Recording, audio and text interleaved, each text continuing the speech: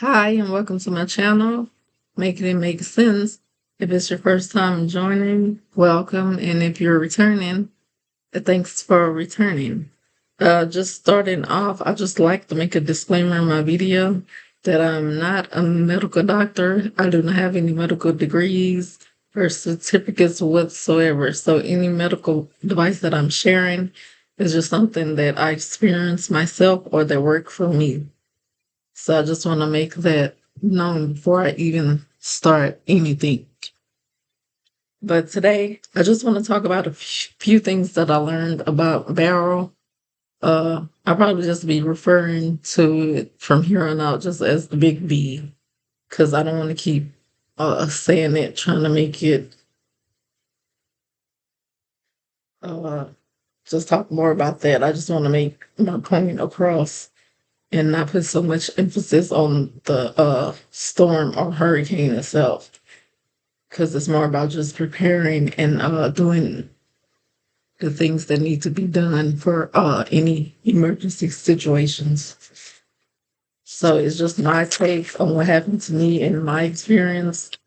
So I can't speak for anyone else, but I just want to share with some things that first some things that I've learned, and then second some things that I already knew. But it's kind of like once you go through things, it kind of like hits you different. So it's just like some things I already knew before ahead of time, but just experiencing the big B myself, it just made me like realize it that much more. So the first thing that I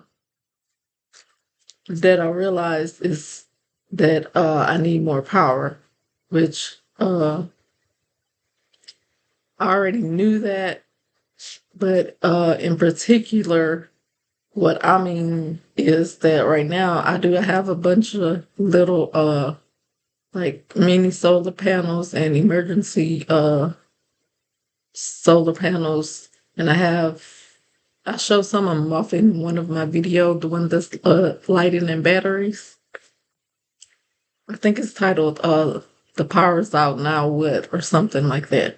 But in that video I show like I have the little emergency radio, I forgot what you call it.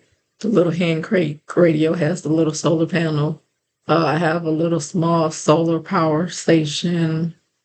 And what I didn't show in the video is that I have a Jackery. I think it's called the Jackery 290. And then plus I have a solar panel that I bought with it, the Jackery solar panel. And I believe it's like 100 watts, 200 watts. I'm not really sure. I have to check, and I'll probably end up doing another video about that. But for this storm, that's what I use. So basically, the first day the lights went off on a Monday morning, approximately like 8:30. So I had already knew ahead of time, like the weeks leading up, that there was going to be a storm. And because it's hurricane season anyway, every year this time we have hurricane season for the summer months. So I usually try to, be careful during the summer anyways. And I try to keep all of my rechargeable things charged up at all times as much as possible. And we have experienced, a few other storms before this one that were really bad this year, than like worse than they've been in like some time. But personally, I did have, like I said, I had the Jackery. Uh, that's like my biggest power supply right now because I can't really afford anything else. But what I did ahead of time, like I said, I had fully charged that, my rechargeable fans, cell phones, even my emergency radio. I plugged it in with the USB, charged it up. Uh, I think that's about it. Everything that I could charge my laptop, I tried to make sure I had everything charged up. So in case the power went out, that everything's powered up. That way I can, reserve most of my power for my Jackery. And so that's what I did the first day. Like I really wasn't expecting. I was hoping the power would be out for like 24 hours at the most, but it was like much longer than that. And I was kind of lucky. I was stuck like in the middle ground. So, because there were some people that were out for like some people had already lost power prior, like that Saturday or Sunday, the weekend before. And so by the time I had lost power, they had already had power out for Saturday, Sunday, Monday, 2 or 3 days already, going on 2 or 3 days. So I was luckier than some people because even after I got mines on, there were still people like a week later that didn't have power. So I was just like in the middle as far as the losing power. It wasn't extremely long, but wasn't extremely short period either. So it was just the amount of time for me to like practice what I have. Like one of the YouTubers I watch is Live Farmer 73. He always says practice your pet prep. And I haven't really got a chance to do that like for an extended amount of time. So that was the perfect time for me to practice with everything that I have. And I pretty much had everything here, except the only one thing that I thought I had here that I didn't have was a rocket stove. I bought a rocket stove that I've never used, and I just had it. And I went to go grab it out of my I have like a little storage container with emergency supplies in it. That way when the emergency happened, it's all there. So that's the only thing that I didn't have here already, I believe. Yeah, I think that's the only thing that I didn't have so that I couldn't use. But as far as me needing more power, as far as what I can do in the future, like I can't really afford another power station or bigger generator at this time. But what I can do is just when I get the extra money to buy the like small things, just like more of the power banks would be very helpful and useful. The way they're little, kind of just like a battery storage, kind of like a solar generator, but just like mini. It's enough just like pretty much to charge your cell phone. They have those. And then they also have like the solar panels that you can use to charge your cell phones. So I definitely need to buy, at least more of those. But my kids, they both have their own. My mom bought them each a power bank. My son found his. My daughter couldn't find hers. So while the lights were off, I did recharge, his power bank and phone with the Jackery, the solar panel. So like the first day, I don't think I did much of anything. So I just kind of conserved my battery on my cell phone. And yeah, that's about it. I just really tried to conserve my battery because I wasn't sure how long the power would be out. But I did have a power bank myself for my cell phone, and I don't really use it anymore because I'm having problems with it. Sometimes it charges, and it'll say that it's charged, and then you go to use it, and it only works for like 10 minutes or so. So I need to replace mine. But the one that I had was given to me, and just like I said, my mom, the same person who gave me mom, she gave me mine. It's the same person that gave my kids theirs. So she gave each of us one from work. Work, she had like some kind of award reward program where they earn points and they can shop and get things. So, uh, but as far as recharging, just like the following day is when I mostly recharge everything. Because that night, I don't remember if I used my laptop or not for entertainment that night, but I definitely used my rechargeable fans. Like during the daytime, we just kind of opened the doors and just to let the breeze come in as far as the air being off. And then at night, I just like again, I conserve my battery for my rechargeable fans for us to be comfortable at nighttime to sleep. Because in the daytime, we're moving around, and I mean, you can just go outside and it's cooler outside than it is inside. So that's basically what we did. We just kind of hung out by the open doors because it still was raining and it was kind of cool outside. But and another thing I did beforehand is I have a little laptop which I'm using now.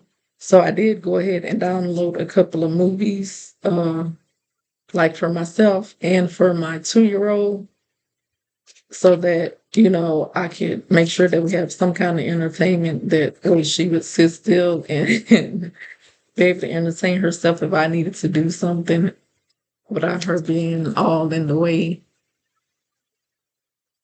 So that's one thing that I am definitely going to do for the future whenever I get a chance is just to buy the smaller little more power banks. And of course, I'm going to buy more rechargeable fans because right now I pretty much have one for every person in the household. But I mean, like I said before, I bought each one of us one before, and I bought like one that was like $10 from Walmart, and all of ours doesn't work anymore. So just like I think my kids broke theirs after like 6 months, and then after like a year, mine stopped working.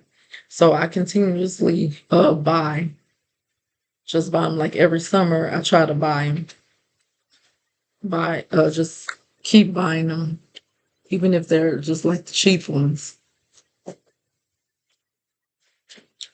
The second thing that I learned is I normally like throughout the year I don't keep and buy a lot of snacks and like soft drinks, sodas, or anything for my family because my I have teenagers and they just go through stuff just like that.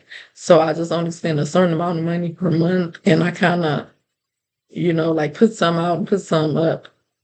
And then with that certain amount that I do buy for each month, I also buy some just to like put away and to have in my stockpile also for later. And what I've been doing also is just like if I buy a big bulk item, big pack of something, just say if I buy like a 36 pack of chips or something, and I'll put like, maybe like 10 out when I buy it, and then I'll put like 10 away for later. And then maybe out of the remaining, I was just taking like two or three. I have like different containers that I store food for like emergencies, just like around the house. So I might take two and put them over here. I might take three and put them over here. And then I have like emergency backpack diaper bag. So I can probably put like one or two in there. So the rest of them I would just like split up into my containers for like later for emergencies, like as the would be. But I did learn that I definitely need more comfort foods and snacks because it definitely like for me, it just like calmed me down. Even though I don't eat or drink a lot of sweets on a regular, it just kind of makes me feel like more, I guess, stressful because I don't smoke or drink or anything. But that was something that kind of like calmed me down and like tame my anxiety. So I definitely need to stockpile more of those. And then another thing going along with that is that I need to make sure that I keep handy, just like what do you call it? I lost my train of thought. Electrolytes, because the first day that the power went out, it was rainy and everything, so it really wasn't too bad. The weather wasn't too horrible. But like the following 2 days, we did have 2 or 3 days, we had like a heat advisory. So beginning, I think that evening, and then the next day, I had like a headache that just was horrible. So I tried my best to, like drink a lot of water, and that just wasn't helping. So I did wind up opening a pack of liquid IV, to try to say maybe I'm a little bit dehydrated, maybe I needed something more than water. And I tried that. It didn't really help. The only thing that really helped was when it was nighttime and it cooled off and I laid down in front of the fan. The next morning I would feel better. But definitely more electrolytes, which I usually do that during the summertime. I usually buy extra and have them stocked up. But I had slacked off because at one point in time I had extra and I had stopped buying it throughout the year. So I probably will stock back up this summer, the rest of the summer, and then throughout the year, I probably will just, every couple of months, every 2 to 3 months, just, buy extra throughout the year. That way I have it. And then also on top of that, I guess I could also just learn how to just do my own electrolytes because I saw a couple of videos like on Facebook that things are good, just like that you usually already have in your kitchen that you can use to make electrolyte drink with. And let's see, third thing, the third thing that I learned was that as far as like the all the local hotels were evacuating their guests because the lack of power, and I guess because they didn't have hot water. So they were just like kicking out all their guests, which the one near me, they did that. And then also my brother was in town. He's normally in Atlanta and he had been here. He was staying at a hotel and they basically like kicked them out, evacuated the hotel. So that's something to consider when you're like, I know a lot of people probably were. I don't necessarily know in this area, but I know like maybe like Galveston, or they probably were like evacuating because they're right there on the water. So a lot of other people from other areas probably evacuated inward toward here, this area.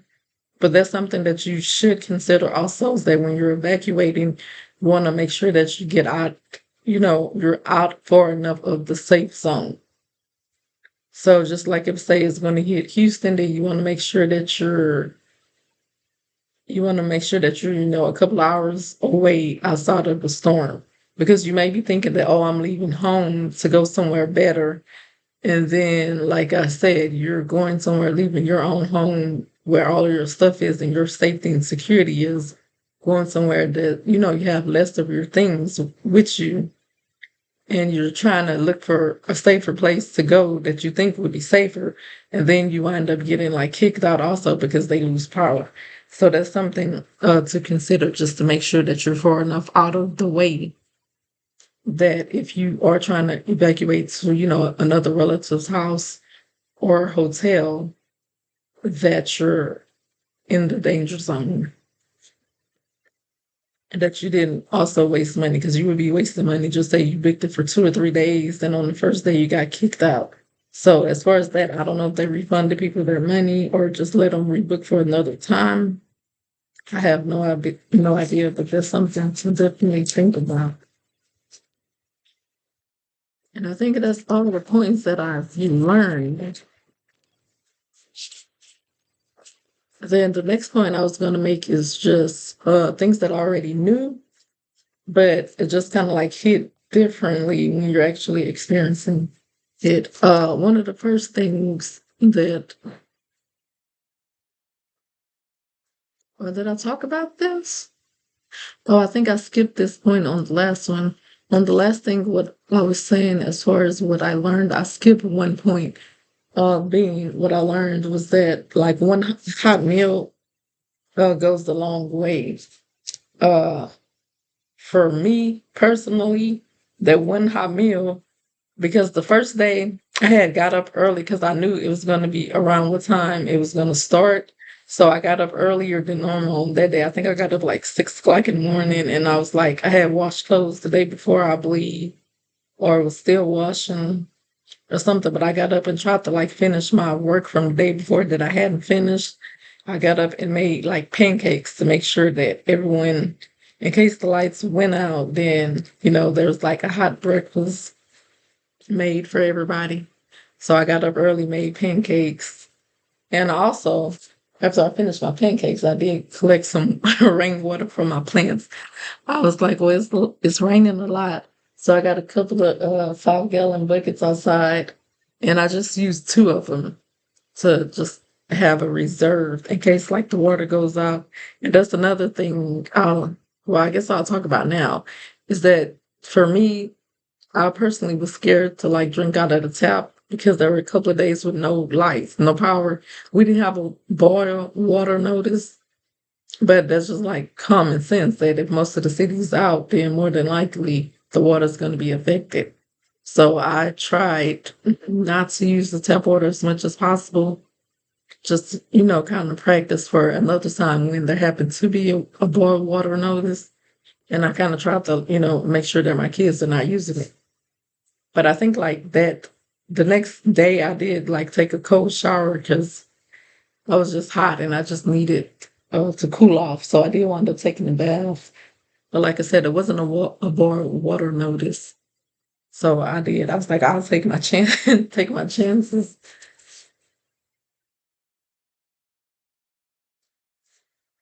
Like it.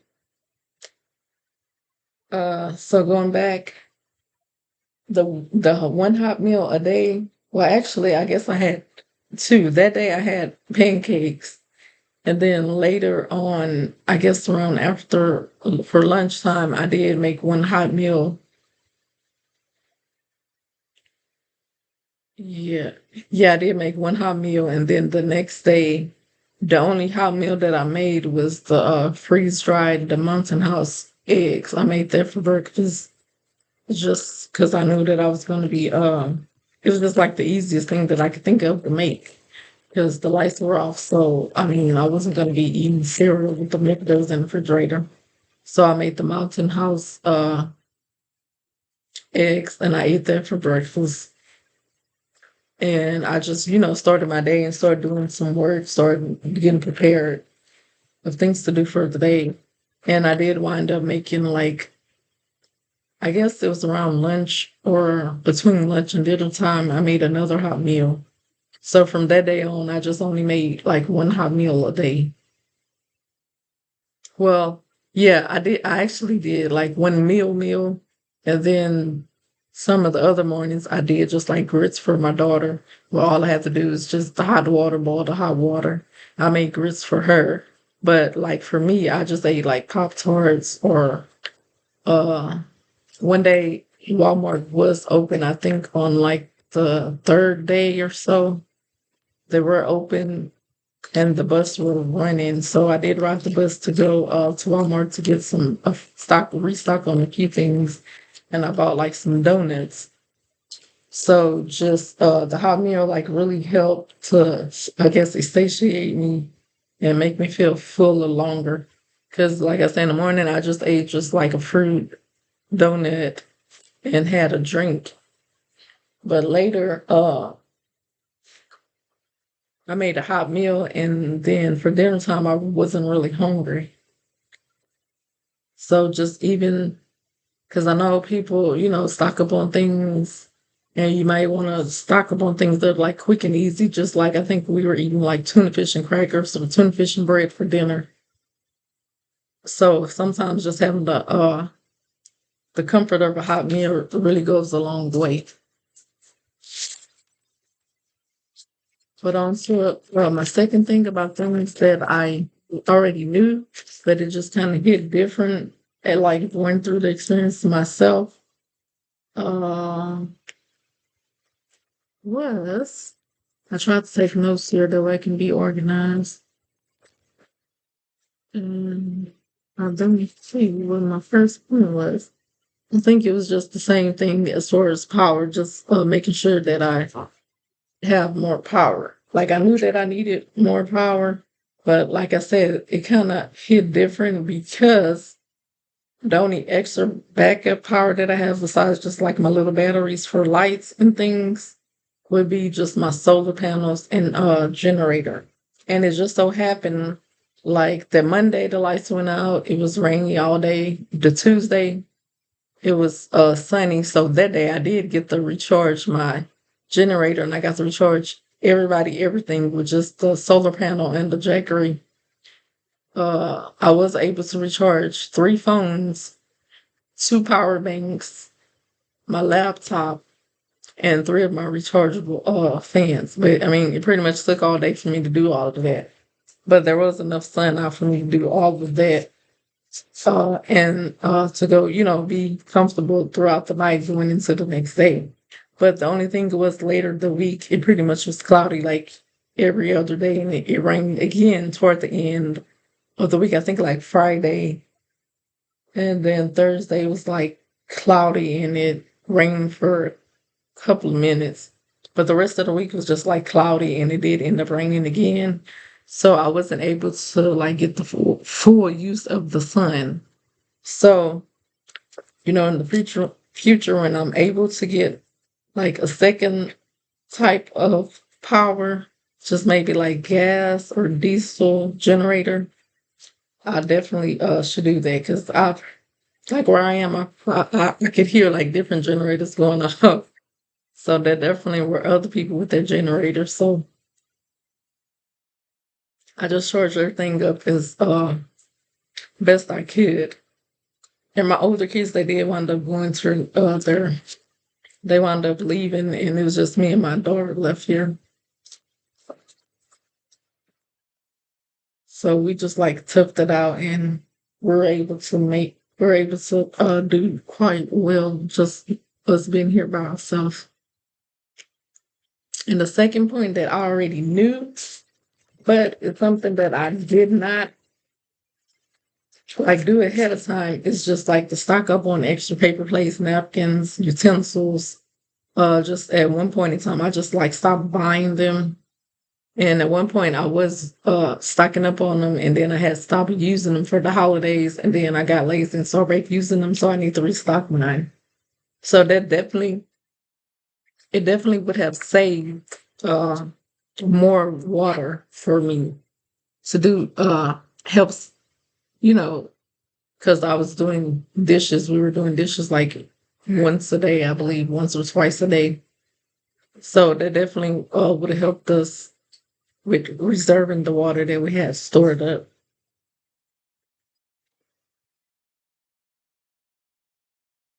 And then the third point that I wanted to make with things that I already knew, which I had already been doing, is just like practicing more with my kids, just getting them more involved.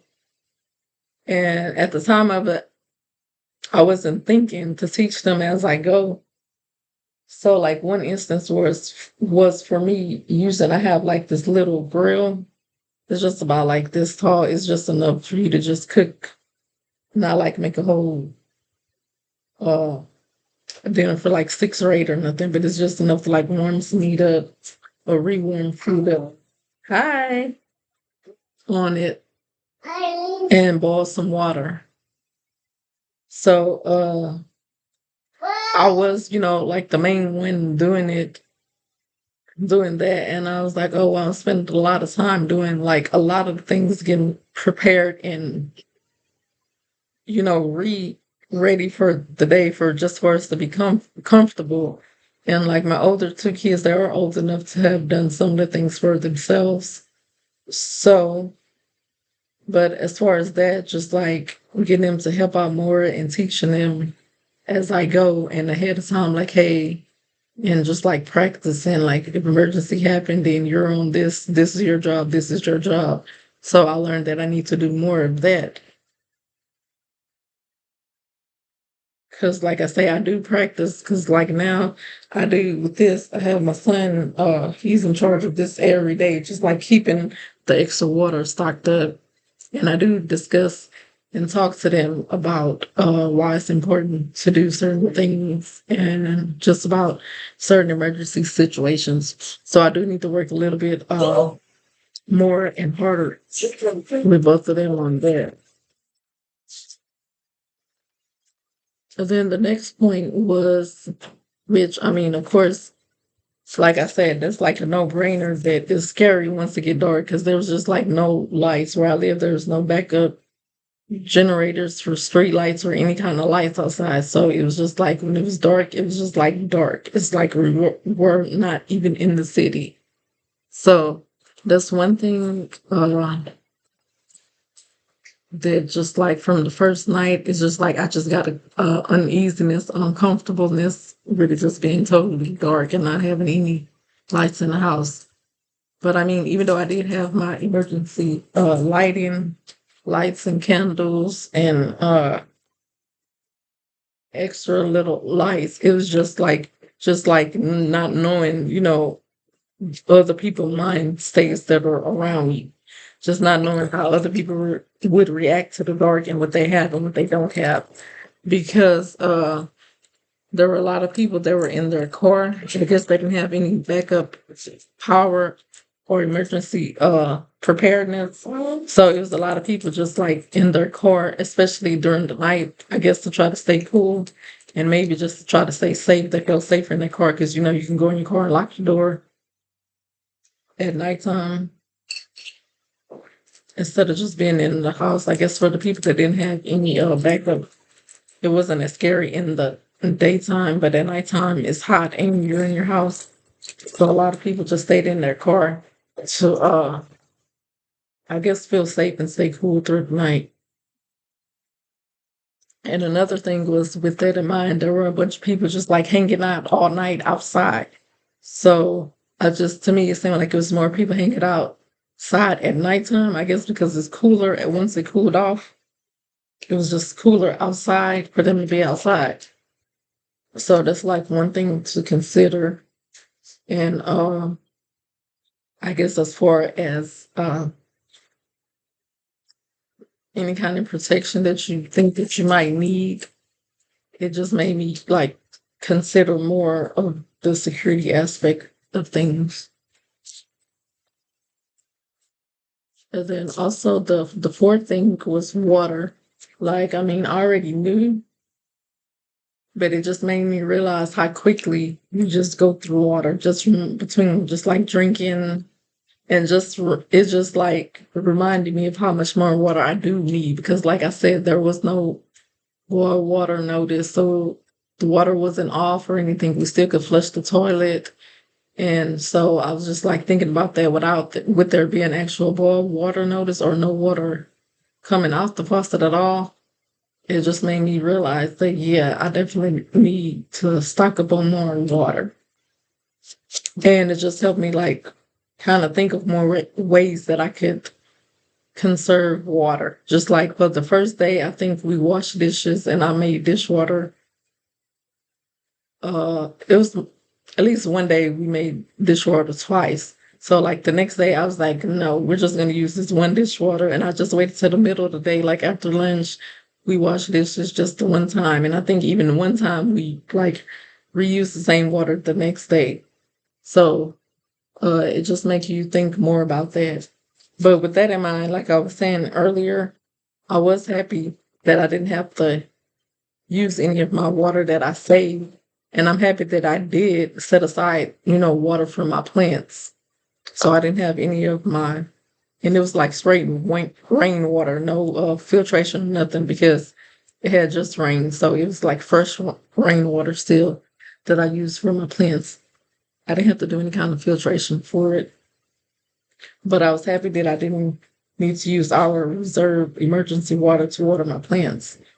And the other thing that I should have done that I didn't do is that we have more than one bathtub. So I could have, after the first night, either the night before bed or in the morning, I should have filled up like one bathtub full of water. So for next time, because I mean, the first 24 hours into the next morning, it will be safe to say, that the water, even if somehow something happened to where the local municipal water had been cut off, it still would pretty much be safe to drink, for sure. Like if there's pretty much no possibility of anything happening to it. So that's one thing that I didn't think to do that I thought about later that I should have done. And that still would have gave me, a couple of gallons more of extra water. But it really wasn't that big of a deal, but it's just something to consider for another time.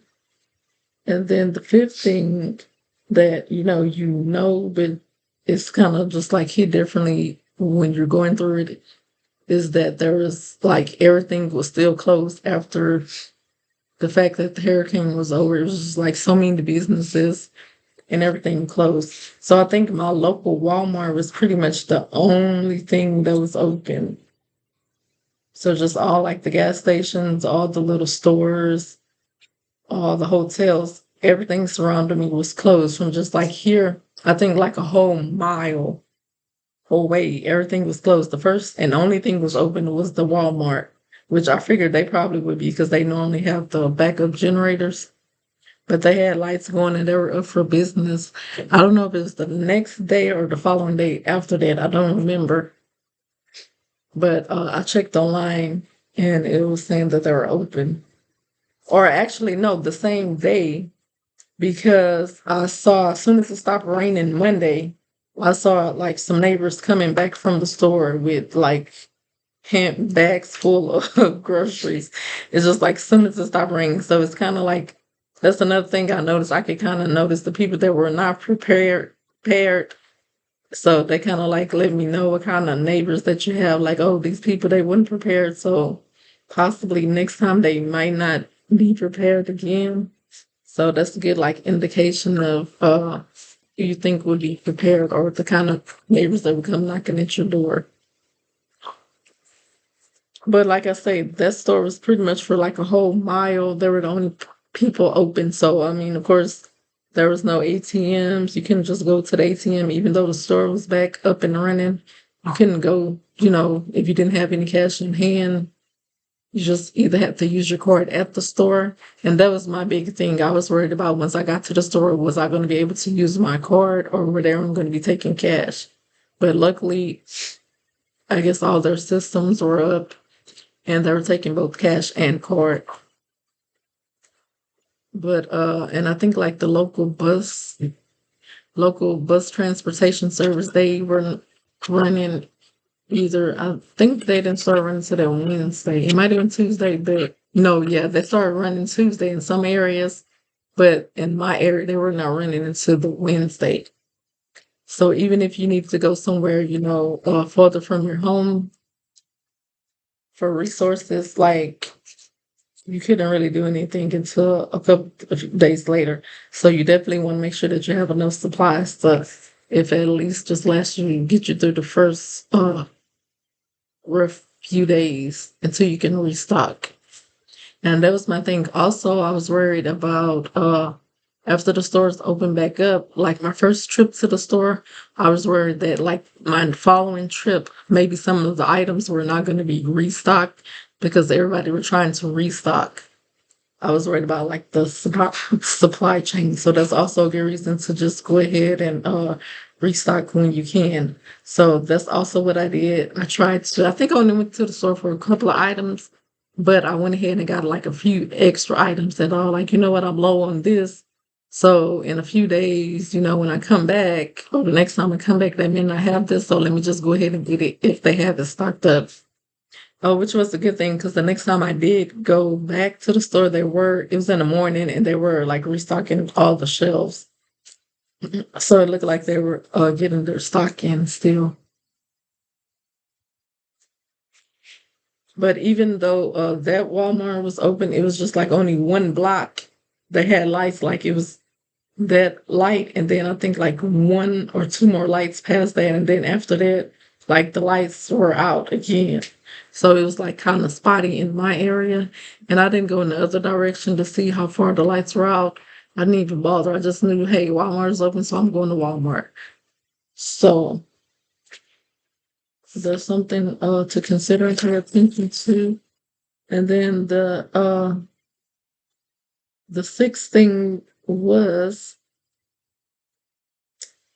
that just like, I mean, everybody is warned to ahead of time to go ahead and get your gas and your ice ahead of time, even though ice doesn't really last, too long. It'll last like a couple of days depending on what you have to store it in, or even if you put just like extra ice in your home regular freezer. But I was able to. It was hard finding ice and gas like the day after and the next few days after because when I went to Walmart, like I said, that Wednesday or either I tried to go Thursday. I think I went Wednesday, then tried to go back Thursday, and there was like no ice. I went to Walmart. I went to the Walmart gas station, and then I went to the gas station that was open, a separate gas station from Walmart. And it's just like none of them had any ice and didn't have transportation to try to drive anywhere. And I just felt like I needed it because I knew I kept getting headaches just to stay from getting overheated. But my kids were fine. So that's another thing. The heat, the weather affects everyone differently. So my toddler, she seemed like normal. She wasn't missing a beat. My older two kids say they weren't experiencing any headaches or anything. And it also could have been me just because I was up, moving around doing more work than anybody. So, yeah, but gas was hard for everyone to find. When I went to Walmart, there was like a long line for people waiting for gas. Because, like I said, in this area, it was just like basically that was the only store that was right here. And then through no checking my phone, I was aware that there were other gas stations like close by. But it was just like a lot of reports of people running out of gas because they're using their car for AC. So a lot of people were having a hard time trying to get to a gas station, or they were just wasting gas between using air conditioning and driving around to find resources. So I mean, Facebook definitely was a good way to like check in to find local open gas stations. But later during the week, someone did bring me like more water and ice. So I was lucky enough that I can go out and find ice, but I had someone to bring me ice. So that was nice. And then also as far as the ice thing, it's just like if you I'll probably do a separate video on that. But I do have like the reusable ice packs and little ice cubes that would be like a great thing to have also. Because even though, like, my power was out here, there were like several neighbors that had generators. So possibly they could have had, free, they could have one for their whole like house, and they could have had a working refrigerator or freezer, or they might have had like a mini fridge. So that would have been a great idea if I were, you know, was really close or uh, more acquainted with them. I could just say, hey, I got these couple of reusable ice cubes. I have a toddler. I just want to make sure that that she doesn't get overheated. Do you mind freezing them for me and bringing them back, or I'll come back and check in a couple of hours? So that's the good idea as far as ice. When I bought them, I didn't even think about using them for emergency situations, but my throat is starting to get dry and my voice is cracking. But that's also another item. I probably could do a video on that later as far as refrigeration and things that you could use for emergencies that are good ideas. But that certainly is a good idea if you don't have a generator yourself and you might know a close family member or friend or neighbor that has one, you can use those. And like I say, you could just ask them like, hey, do you mind freezing this for me? And then you could like re-stick them back into your own freezer or cooler. And that's another thing. I did have a cooler. I didn't have a any other refrigeration besides my freezer, so my food is good for a few days. But just after a while, everything just started melting, and we had to throw everything out. I threw everything out. I threw away my butter, my condiments, just like everything. I didn't want to take any chances because it was more than a few days. So I was thinking about like the bacteria and everything on all my food. So I just went ahead and threw out everything. Even my little ice that that melted, I went ahead and threw and washed out my ice trays. But I guess I'm gonna go now. My voice is getting all cracked. But I hope these were some helpful tips. And if so, like I said, just please like, comment, subscribe, and share. Let me know some of the ideas that I shared that are useful or helpful that you could use in the future. And you can also feel free to share more ideas that I didn't mention here. But hopefully, I can do more things to be more prepared for later. Because I certainly can tell there was one thing that I could tell is the number of people that were not prepared, not just like in my local area, but like I said, my phone's up and running. I'm in a Facebook group and I saw a lot of people, basically crying their hearts out, saying they have small kids and babies that couldn't sleep. They were crying all night because they couldn't sleep and they just really didn't know what to do. So it's just like you just realize how many people like are not prepared. And like I said, I'm in a big city. I'm in Houston. So that's like a very scary thing. And luckily, the power was out for just a certain amount of time. And if it had been just like a little longer, I think like a lot of crazy things would have happened. So I did hear about a few crazy stories. One was in like a 12-hour period. There were like 11 shootings or something. It was like 7 or 11. I don't remember the number, but it was like a crazy amount of shootings reported within a 12-hour period.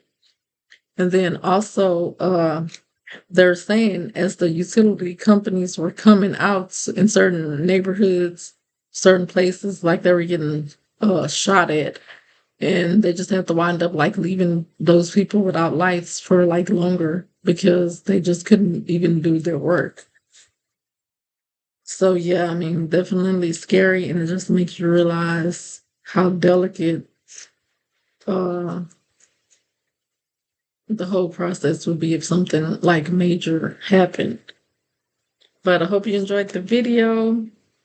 And also, I forgot one other thing that's here behind me is that I realized I need more of the fly strips because during the daytime, I definitely have to open the doors and stuff to let breeze come in and let out the hot air.